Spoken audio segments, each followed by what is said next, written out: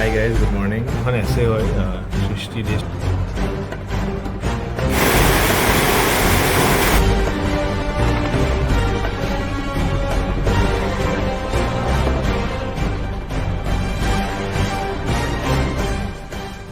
So today I wrote my first essay and I never thought that I would be this nervous to write it down.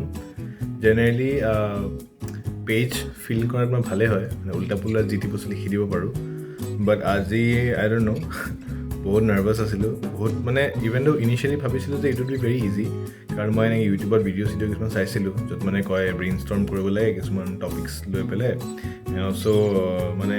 ইজিয়ে হয় kind of যেনেকৈ কৈছিলে বাট যেতিয়া নিজে খালী page এখনত just line এটা দেখি পাই কৰিব ল'লোঁ it was very difficult so' টপিকটো আছিলে life is a long journey from human beings to being human এনেই অসমীয়াত বুজাবলৈতো বহুত ইজিয়ে হয় বাট নিজে অলপ লিখিবলৈ অলপ টান চ' এখন লিখিলোঁ ইমান এটা ভাল হোৱা নাই বহুত জেনেৰিক হৈছে বাট ফৰেষ্ট হিচাপত আই ডোণ্ট ন' ঠিকে আছিলে চাগে কিবা এতিয়া গম নাপাওঁ বাট আৰু অলপ ইম্প্ৰুভমেণ্ট কৰিব লাগিব ডাইমেনশ্যন বহুত কম আছে ইয়াতে চ' তেনেকৈ বেলেগ বেলেগ এছপেক্ট চাই আছোঁ এতিয়া চাওঁ আৰু কি হয়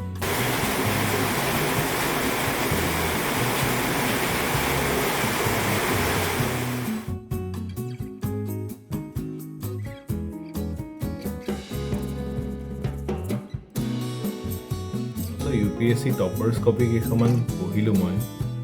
এণ্ড মানে কিবা বেলেগে লিখি দিছে মানে ইমান ইজি আৰু মানে দ্য ফ্ল' was so' good I think সেইখিনি বস্তু আহিবলৈ অভিয়াছলি টাইম লাগিব নে মই এক্সপেক্ট কৰা নাই নিজৰ পৰা সিমানটো আহিব বুলি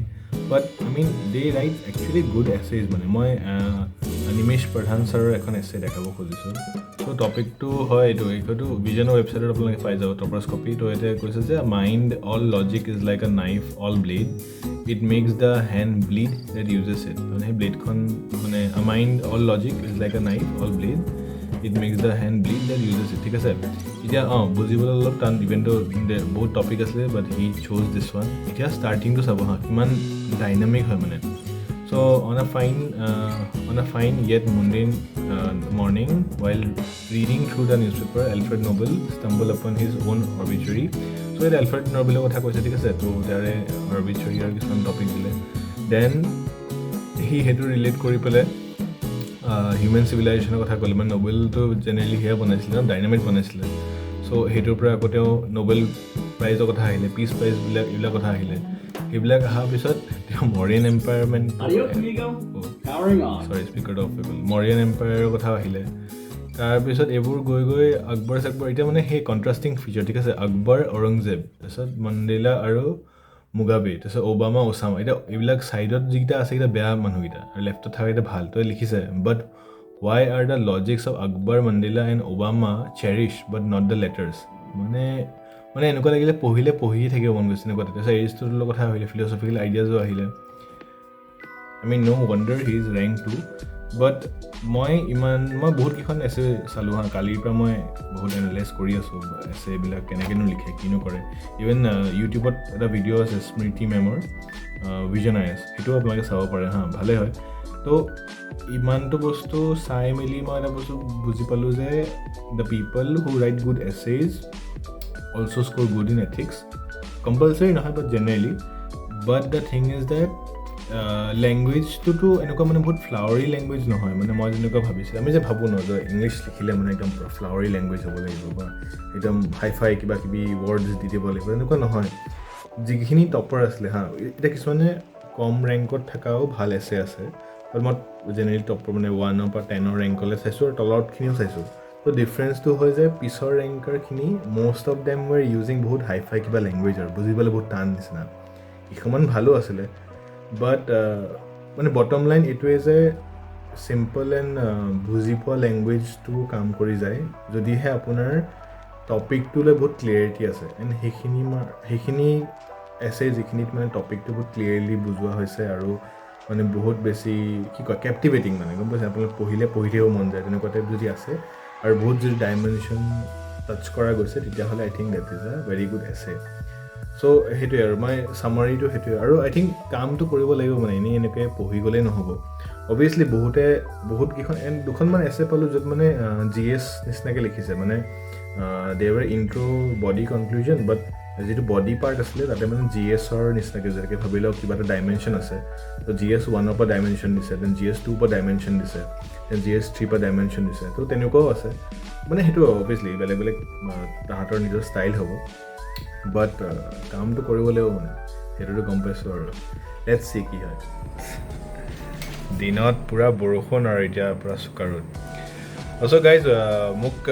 কিছুমান কিতাপ ছাজেষ্ট কৰিবচোন ইফ ইউ কেন কমেণ্ট ছেকশ্যনত জনাব চ' আই এম থিংকিং যে এভৰি মান্থ এখন কিতাপ পঢ়োঁ আই ন' ইটছ আ ভেৰি এম্বিচিয়াছ গ'ল বাট ভাবি আছোঁ যে এখন কিতাপ পঢ়োঁ মোৰ তাতে কেইখনমান কিতাপ পঢ়ি আছে মই ওলাম আচলতে বেচিকেলি লাষ্ট বুক ফেয়াৰতে কিনা পঢ়া হোৱা নাছিলে বাট এইবাৰ ভাবিছোঁ যে অলপ ভকেবুলাৰীৰ কাম কৰোঁ কাৰণ যিহেতু এছেকেইখনৰ ওপৰত কাম কৰি আছোঁ এণ্ড ফাৰ্ডাৰ মেটেৰিয়েল বিচাৰি আছোঁ তো ৰিয়েলাইজ কৰিছোঁ যে অলপ ভকেবুলাৰীটোৰ ওপৰত কাম কৰিব লাগিব মানে আৰু সেইখিনি মানে সেই ডিক্সনেৰী বুলি চাই তেনেকৈ নহয় ইটছ মানে সেই নেচাৰেলি আহিব লাগিব চ' আই ৱাজ থিংকিং যে এনেকুৱা কিছুমান কিতাপ পঢ়োঁ যিবোৰ নন ফিকশ্যন বা ফিকশ্যন হ'লেও কথা নাই বাট বেছি ডাঙৰ নহয় সৰু type so' if you guys have any suggestion do let me know' মই ট্ৰাই কৰি চাম গাইজ অলপ আগতে ব্লিংকিট কৰিলোঁ কাৰণ it's France versus Spain semi final match আৰু ছেটআপটো পুৰা ধুনীয়াকৈ বনাই লৈছোঁ let me show' you there you go' মানে কজি মেক্স মানে কি কওঁ আৰু এইফালে ডায়েট কোক ৰেডি আছে এইফালে চিপছৰ পেকেট এটা দিলোঁ এই ৰাতিখন যে ব্লিংকিটৰ মানুহটো আহিলে এইটো ডাঙৰ কথা চ' সেয়ে আৰু অলছ' আজি বহুত কেইখন এছে ব্ৰেইন ষ্টৰ্ম কৰিলোঁ মানে বহুত আৰু এইবিলাকে লিখিলোঁ এনেকৈ কেনেকৈ লিখিব লাগে বহুত কেইখন এছে ব্ৰেইন ষ্টৰ্ম কৰিলোঁ আৰু কেইখনমান আছিলে কৰি আছিলোঁ বাট ব'ৰ লাগিলে চ' নকৰোঁ এতিয়া মেথছ চাওঁ আৰামছে একদম চিল লেটছ হোপ কি ফ্ৰান্স জিকি যায় আৰু মানে মই যিটো টিমে ছাপোৰ্ট কৰিছোঁ সেই টিমটোৱে হাৰি গৈছে চ' লেটছ হোপ যে এইবাৰ ফ্ৰান্স জিকে আৰু ফ্ৰান্স আৰু ইংলেণ্ড ফাইনেল খেলিবলৈ পায় অলছ' এটা Q&A ভিডিঅ' বনাম ভাবিছোঁ চ' মোৰ কমিউনিটি পষ্টত আপোনালোকে কুৱেশ্যন সুধিব পাৰে যি সুধিব থাকে আৰু এই ব্লগটো ইয়াতে সামৰণি মাৰিম যোনে যে ভিডিঅ'টো ইমানলৈকে চালে thank you it means a lot আৰু এনেকৈ সৰু সুৰাকৈ ভিডিঅ' দি থাকিম and take care guys bye bye and good night also' মই সদায় ক'ব পাহৰি যাওঁ don't forget to like the video, subscribe to the channel and share it with your aspirant friends. We are very close to 2000 subs. Jaldi kori dibo. Let's go guys. And it's the free kick paise. Side go. Bye bye.